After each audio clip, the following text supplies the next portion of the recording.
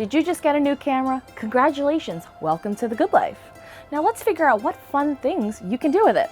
Today I'm going to share with you 10 ways to explore photography with that new camera.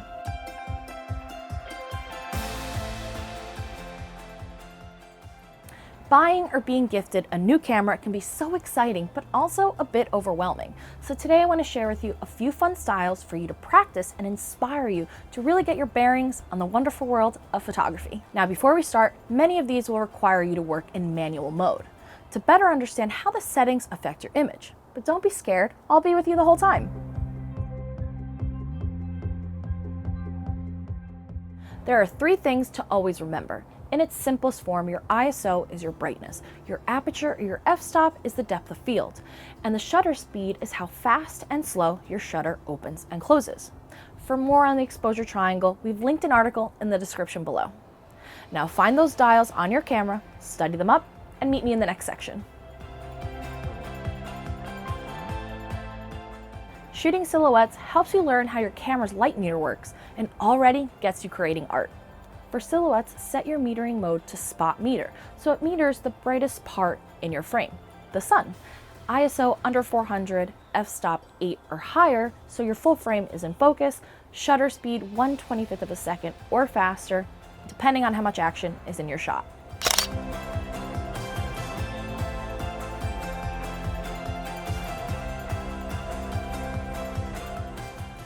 So I mentioned shutter speed and action. These 2 things go hand in hand. When it comes to shooting a dog running or a sports game, it's all about balancing the amount of light available and your shutter speed to freeze that motion. When photographing something like a bike rider, I always set my camera to continuous autofocus. That way I can track them as they're moving, keeping them in focus. And depending on how fast your subject is moving, set your shutter speed to at least 250th of a second for someone walking, at least 400th of a second for someone running, and higher for high-speed moving subjects like a car, bike, or baseball.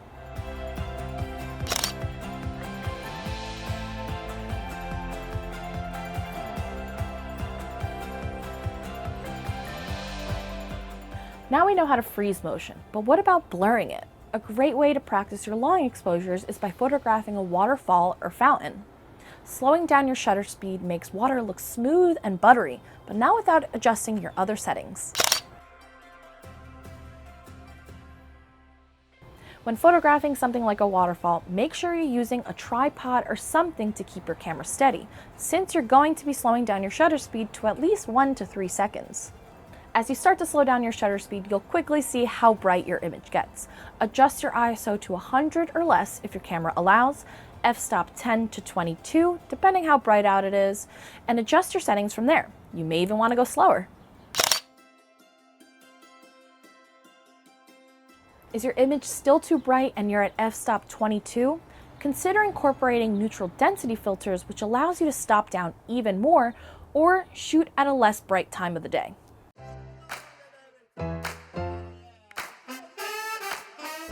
Portrait photography is my favorite style of photography. It's always fun to grab a friend and make them your model while you test out a new camera or lens. Shooting at a wide aperture is like shooting in portrait mode on your smartphone. The smaller the number, the more the background blurs, and the more the attention is brought directly to your subject. When shooting shallow depth of field portraits, make sure you're close to your subject or zooming into their face and that they're far from their background. That way it blurs, creating that buttery bokeh.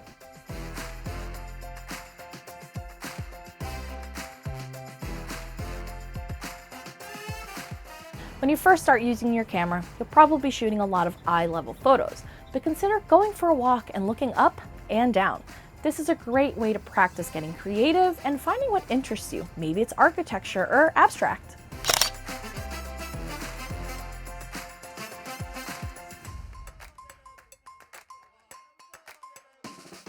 While you're busy looking up and down, consider getting high and low. Yeah, I mean you physically getting the camera up high and down low to change up the perspective. I love shooting portraits from a low angle to get a more creative look, and you'll quickly see how the focal length plays a big part in these style of images.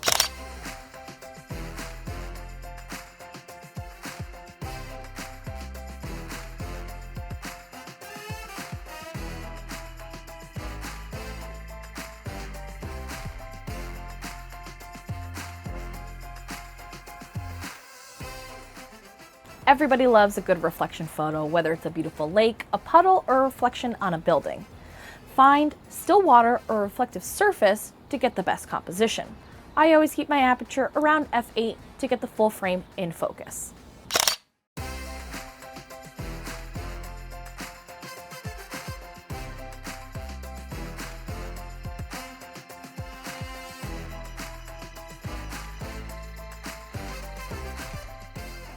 One of my favorite parts about photography is that there's no right way and you can play around to make your own art. A great way to practice this is by using negative space to tell a story. Find a lone tree, person, or cloud in the sky and photograph it with the emptiness around it and see what story it tells you.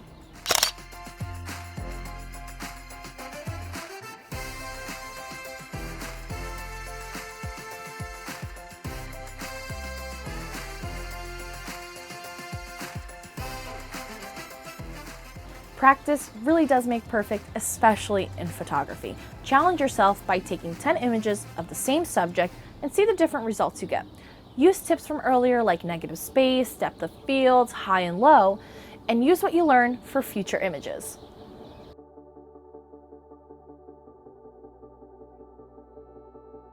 Selfies have become so popular that you may dismiss it, but a self-portrait is an art form of itself. Practice getting in front of the camera by placing your camera on a tripod, setting your focus to continuous, setting a timer, and using creative lighting and props to see what it feels like to be in the spotlight.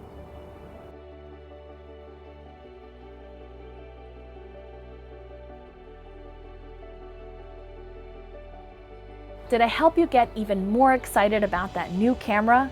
Tag us in all of your photos and let us know in the comments if you have other fun ways to practice with that new gear. I'm Maria, and thanks for watching.